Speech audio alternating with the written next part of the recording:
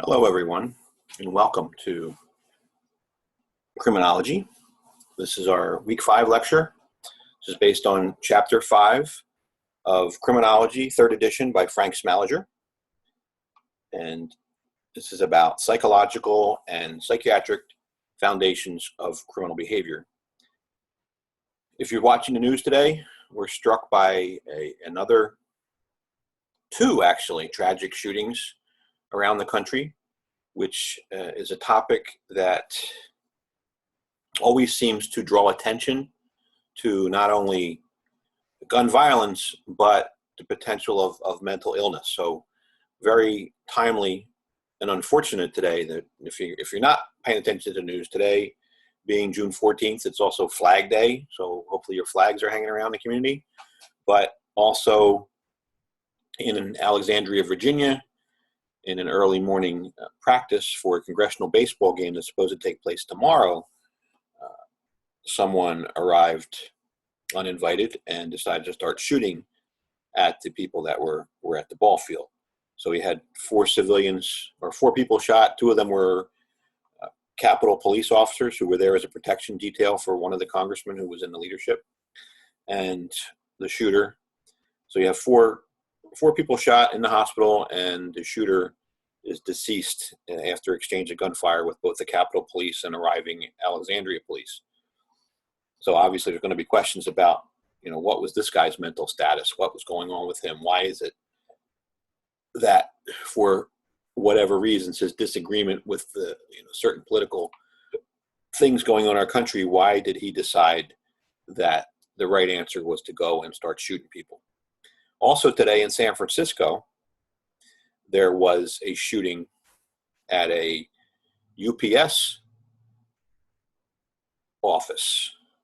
As the drivers are getting ready for their day, they have a drivers meeting, and apparently one of them came prepared to take out his fellow employees.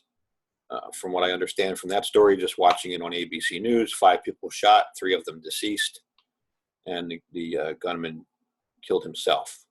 Again, what drives people to do that?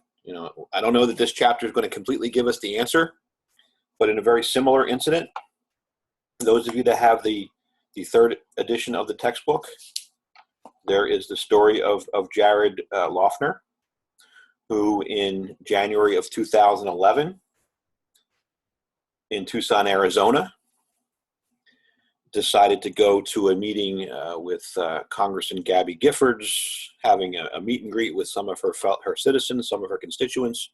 This guy shows up with a gun and starts shooting people.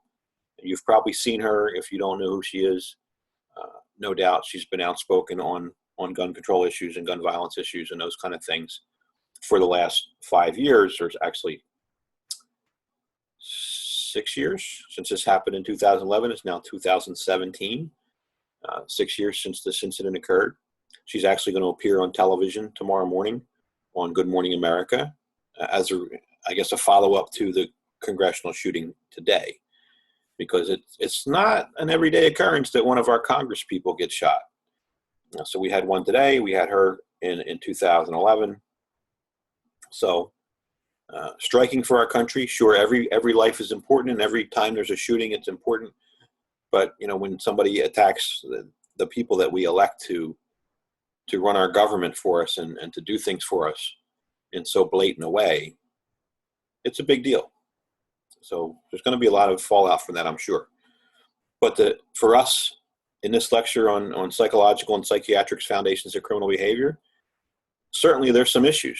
Jared Loughner, as you can read on page 81 in the textbook, let me just steal this book back here, add it up as a prop, but I do have the 2nd edition of the book, and I just want to double check to see what story is there, because this book was out after the shooting took place, but it's the same. So you have in the 2nd edition, it's called The Link Between Mental Illness and Crime, and it talks about Jared Loughner. That's page 65, for those of you that have the 2nd edition of the book. And they make it a little bit more gun control-y in the newer book, it says guns and mental disorder, but you basically have pretty much the same story in there. Notice there's, for those of you who have the second edition versus the third edition, there are, we noticed in class last night, a lot of differences. Our lecture is based upon the third edition, but the information in the quizzes is I believe, based on the second edition. So everybody should be fine. And if you have any questions, you're confused by any of the questions, please reach out to me. So let's get started. There's me. Everybody forgot who your instructor was. So our chapter objectives, as you can clearly read within the textbook or in the syllabus, you have chapter objectives we're describing the main features of a psychological perspective on criminal behavior. We want to look at two major ideas that characterize early psychological theories and explain the difference between them. We want to look at how personality impacts criminality and define the term psychopath or word psychopath. Look at cognitive theories, identify two types of cognitive theories that this chapter discusses, describe the insights that psychoanalytic perspective offers to criminal behavior. We want to demonstrate how behavior theory explains the role of rewards and punishments in shaping behavior, and describe some of the policy and treatment implications of psychological understandings in criminality. We obviously, as always, in every chapter, are going to look at a critique of the psychological and psychiatric theories, because no matter what, there's always somebody who's going to have a differing opinion or whether these are valid theories or not. And we're also going to look a little bit about criminal psychological profiling and what do those people do. Another thing that for whatever reason is not in this particular textbook that is an important issue, hopefully you covered it in your intro class, but that is of the insanity defense. And what are the requirements, insanity or not? And going to cover that very briefly. You can do a little research on your own. Pennsylvania and New Jersey go both by something called the McNaughton rule, so it's very simple. Basically, if you don't know what you're doing or you don't know that it's wrong, then you could be determined to be legally insane. It takes a lot to prove that, but that is one way that you could potentially avoid going to prison for your crimes. You would go to a mental facility until a judge or a doctor at that facility determines that you are not insane anymore. So here I covered the whole thing right there.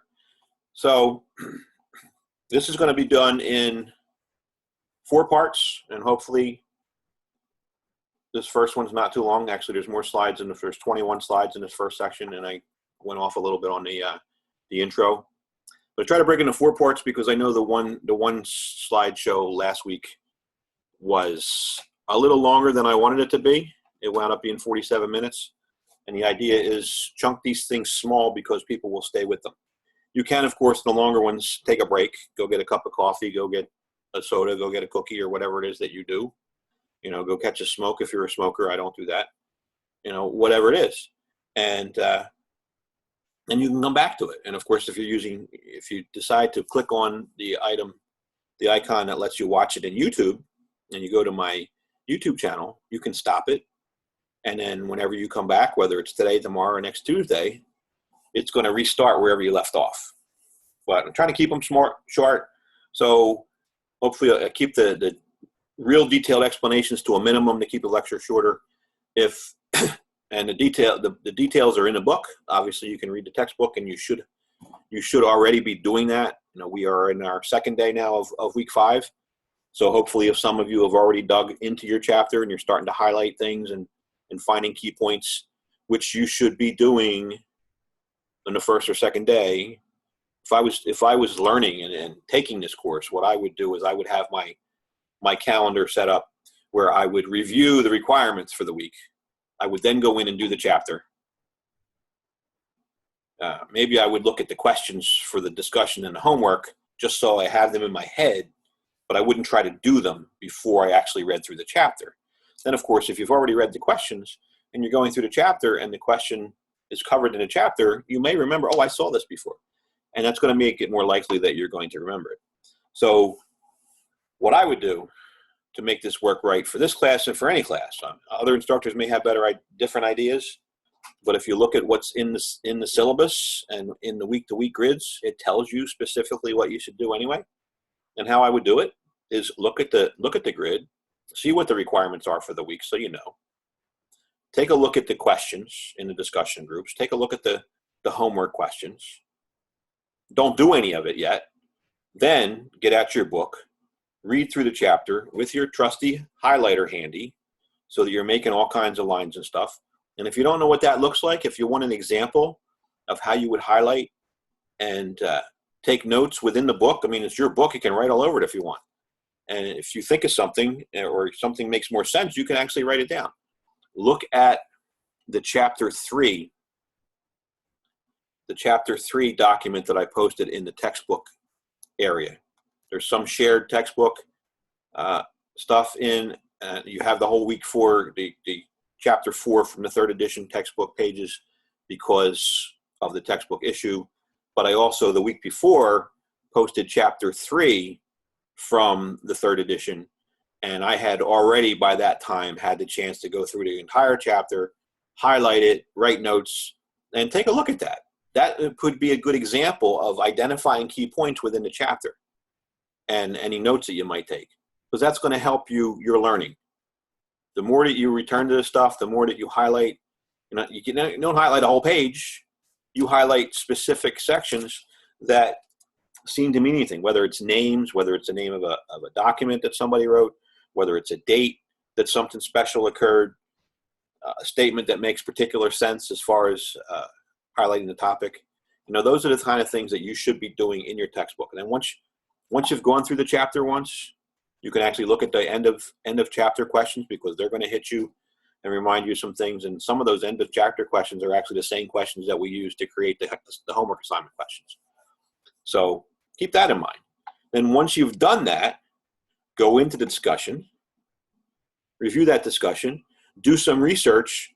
Don't just like, oh yeah, what's the biological theory, and bang it out there, because those first discussion answers, that response is supposed to be not only your opinion, but it's supposed to be supported by facts and sources. So you should try to find the answer first.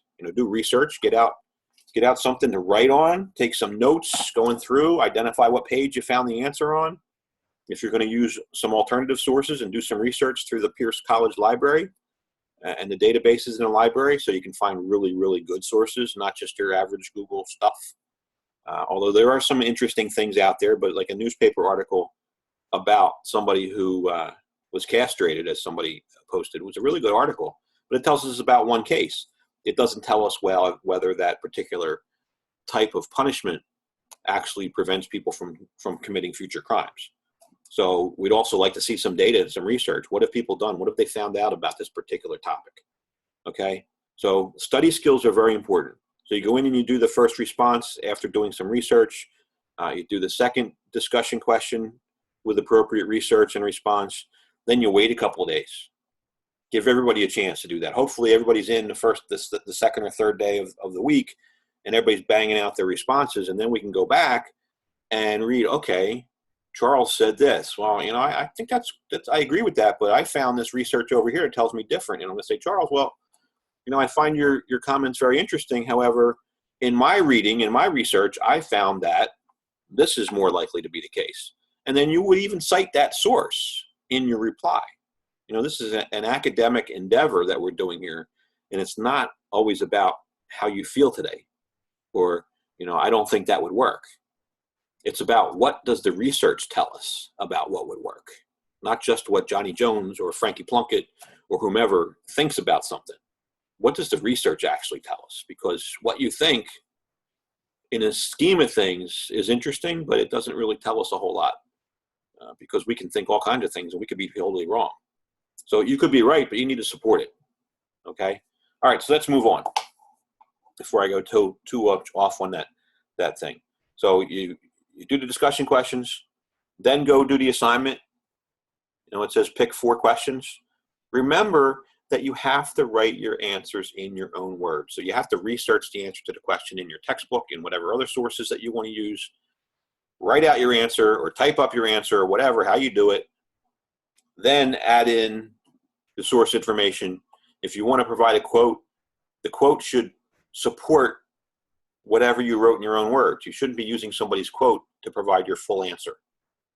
It's supposed to be your answer, showing that you have an understanding of the material. Not that Frank Smaliger, who wrote the textbook, understands, because we know he does. That's what's his job. That's why he wrote about 20 textbooks. Interestingly enough, that's another little point that I should make here, since I thought of it, is when you're doing your citations, remember every answer's got to have a citation to your source. So when you put in Smaliger and you don't provide a date, he wrote like a dozen textbooks. Which one are you talking about? Matter of fact, one person in her answers for week 3 actually found the different Smaliger textbook and used that. And that would be another one that's sitting here behind me, is Frank Smaliger's Criminology Today, which is not the book that we're using. Now, somebody found that online and they cited it. But then in their citation, they only put Smaliger. So which one? Are they using the one we're using, or are we using the other book?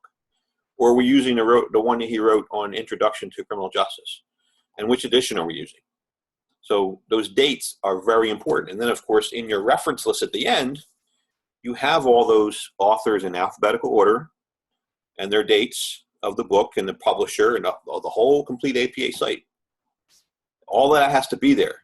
Because if it's not there, if you haven't read the plagiarism warning that's in the course, it's considered plagiarism if you don't properly cite your work. So those of you that are doing that sloppily, and some of you are not doing it at all, you need to get back. You need to get in the game and do it right. We're in college, folks. And some of you are doing an excellent job. But there's a few people that, again, I don't know whether you don't understand what you need to do or you're purposely not doing it. But if you don't understand, let me know. If you do understand and you're just not doing it, let's get it. Because you're not going to survive long in a college environment if you're not doing it right. So, moving right along.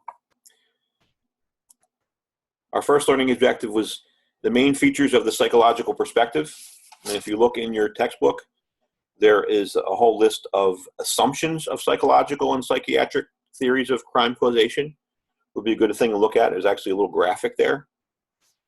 So, psychological determinants of deviant or criminal behavior may be couched in various terms: exploitative personality characteristics, poor impulse control, emotional arousal, and immature personalities. These are just a few of the many terms that you might hear that would explain some type of psychological issue that someone has. All right, some of the terminology that we use to describe the psychological study of crime is forensic psychology, criminal psychology, or forensic psychiatry. Now, for the most part, for your average folks, those 3 terms are interchangeable. But we must understand that there is a distinction between psychology and psychiatry. A psychologist is usually someone with a master's degree or a PhD, and they provide counseling, but they cannot prescribe medications.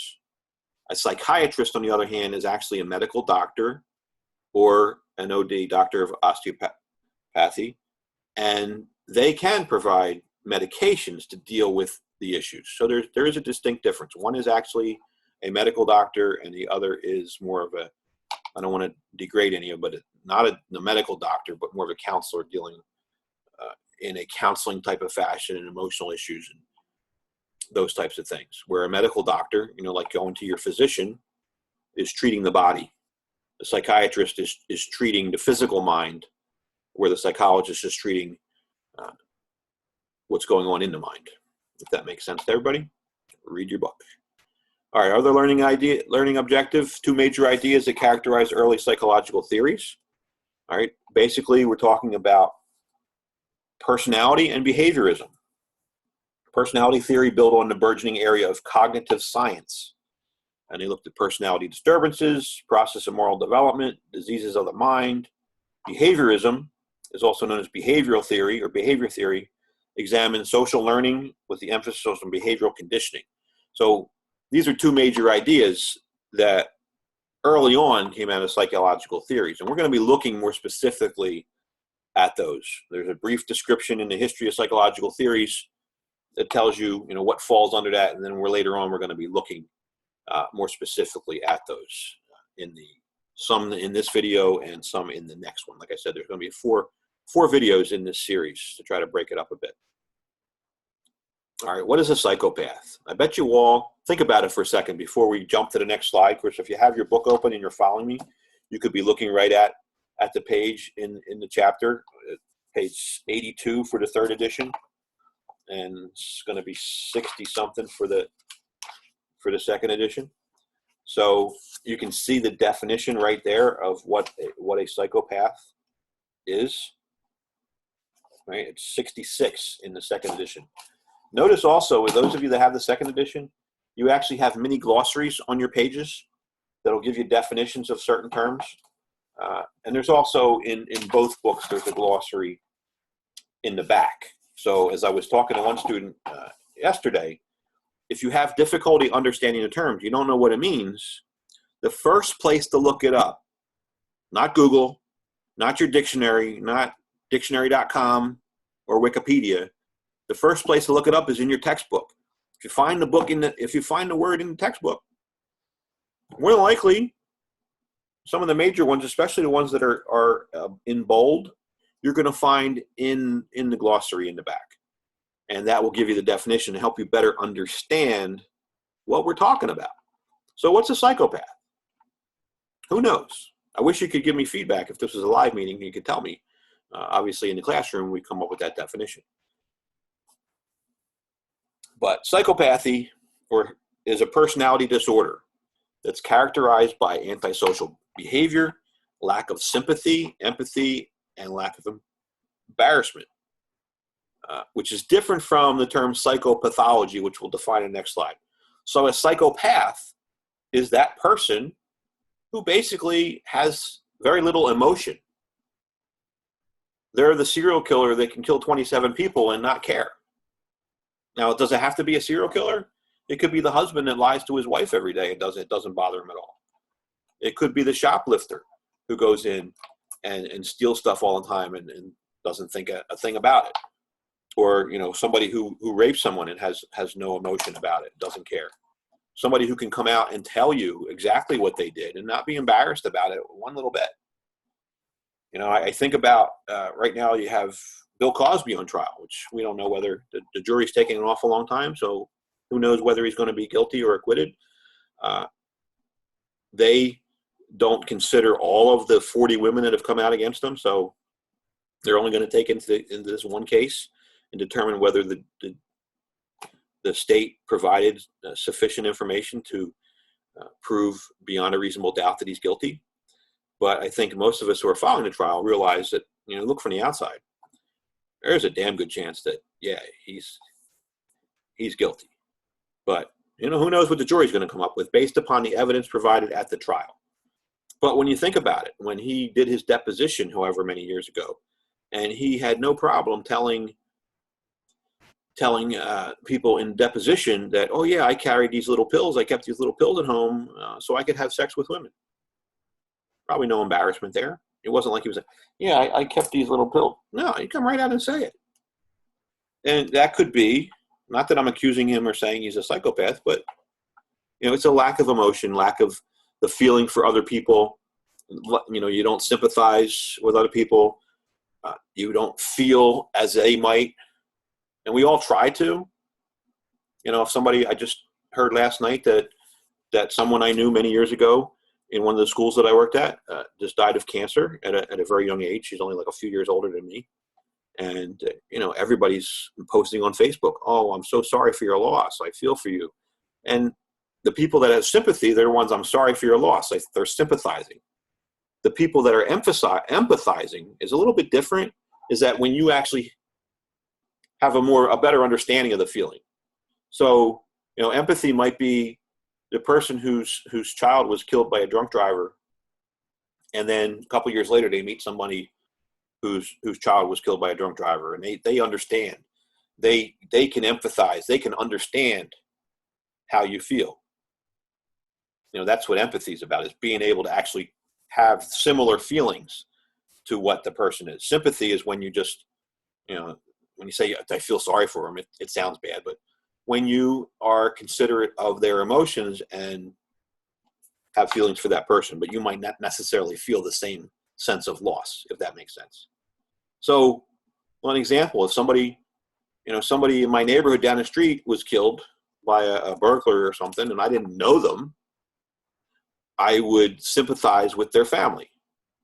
But having not had that same experience and not even knowing the person, I might not have empathy because I don't have the same feeling. There's a fine line between the two. And of course, embarrassment, we know what that is. If you're out running at the track and your shorts fall off, maybe you're going to be embarrassed, but some people won't. So there might be a little bit of psychopath in all of us, who knows? But if you look at murderers, and I mentioned in the video I posted last night that we did watch a video on serial killers that I will post a link to after this video in the where the videos are posted, so that you can get a look at an actual example of what somebody who is a psychopath might actually be. So as I said, psychopathy differs from psychopathology because what psychopathology is just any type of psychological disorder. So psychopath is a person that basically has no feelings about anyone, the people they hurt, the people that get hurt, whatever, where psychopathology is the study of all the different types of disorders or diseases that could affect the mind. And there's a whole list of examples on the slide: depression, schizophrenia, attention deficit hyperactivity disorder, alcoholism, and bulimia. And as you can tell from the list, it doesn't necessarily mean that it's something that you were born with, something that's genetic.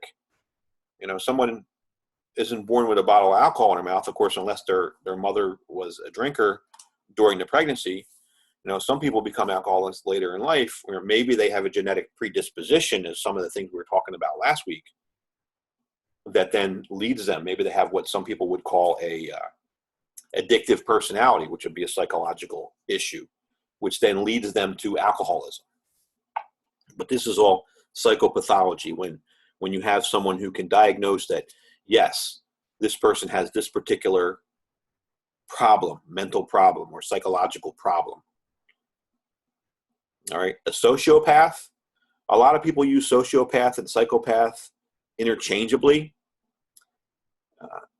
There are some slight differences. You look in our definition, it says somebody who lacks in empathy manifests itself in aggressive antisocial behavior. And if you look at a psychopath, they talked about sympathy and lack of embarrassment.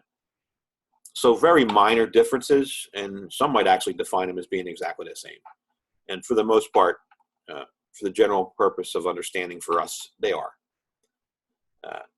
These are some selected characteristics of a psychopathic personality. If anybody's ever watched a video or anything about Ted Bundy or read about Ted Bundy, we used him as an example. And we could find some things that Ted Bundy fit here, like superficial charm and good intelligence. Bundy was a really smart guy. Bundy got along with a lot of people. He worked, he had a job and he worked with people and he got along with people. Absence of delusions, hallucinations, or other signs of psychosis, which basically is telling us that your psychopath basically totally understands what's going on. They know what they're doing. They just don't care. And that's the difference. They're not nervous. They don't have psychoneurotic manifestations. They don't feel guilt or shame. In many cases, they're unreliable. They lie. And of course, lying doesn't bother them. So psychopath could be somebody you could put on a lie detector test and they would pass. And they could be lying through their teeth because they don't feel it. The lie detector test basically relies on your emotional reaction to the question. And if you don't feel it, if it doesn't bother you, you're not going to react. Ongoing antisocial behavior, poor judgment, and inability to learn from experience, impersonal, trivial, poorly integrated sex life, unresponsiveness in general interpersonal relations, failure to follow any life plan, and self-centeredness or incapacity to love. If you look at some of the case studies of alleged psychopaths, you'll find that, this person didn't have that issue, or this person didn't have that issue, but they have a lot of them. So you look at Bundy, look at another person we watched a short video on last night was Eileen Wuornos. She was a female in Florida who killed like 7 people, all men, claiming that she was defending herself. She was a female prostitute. She would pick guys would pick her up in truck stops or along the road, and then she killed them. Didn't bother her. Although later on, in the interview that we had that we showed last night was basically she was angry because she claimed that the state set her up, that the police knew she was killing and let her keep killing and all kinds of wild stuff. You have to watch the video. It's amazing. But she actually received a death penalty the day after the video was taped. Personality disturbances, another similar thing to, in some ways, to a sociopath or a psychopath, is somebody with antisocial personality disorder, or sometimes called APD, and it's in the book as antisocial personality disorder, or APD, ASPD, ANPD, because there's different names that they use for it, but you will find it. 84 in the third edition and 67 in the second edition. Basically, somebody who's not socialized and whose behavior brings them in repeated conflicts. So what does not socialized mean? Socialization is when we learn things, right? So as you grew up, depending upon the environment that you grew up in, you learn various things from your parents, from relatives, other role models, maybe teachers, maybe somebody in the religion that you belong to, and you're socialized. Some of you are socialized to have respect for older people. Some of you are socialized to open doors for females. Some of you are socialized for a variety of different things. Well, antisocial personality is someone who didn't learn all of that. And, some things, they don't bother them. Somebody like the guy who, when you're about to pull in the parking spot at the Walmart, and this guy just races down the aisle and pulls in right in front of you and takes the spot. No courtesy. Apparently there was a problem in their social upbringing. So that's what we're talking about with an antisocial personality. And very, very related in some ways to your psychopath and your sociopath.